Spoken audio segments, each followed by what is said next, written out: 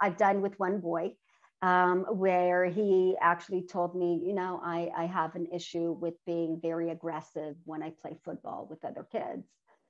And so we started digging deep a little bit in that. And I was like, well, why do you think that, and then he started talking, and then I started explaining to him about the mind and how it works and the thoughts and the beliefs and where it might come, because he kind of like, he was bullied before that. And he had this protection mode that everybody wants to bully him and hurt him.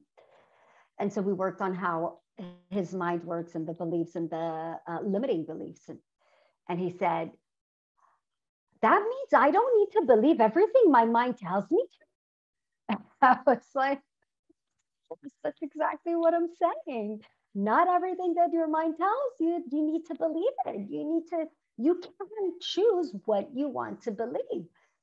And it was like, wow, I didn't know that. He was really surprised. And sure enough, he became less aggressive in his games.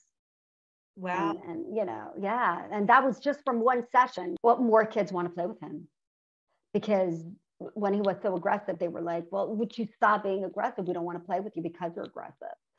And then when he understood where it comes from and they can actually work on it, then he became less.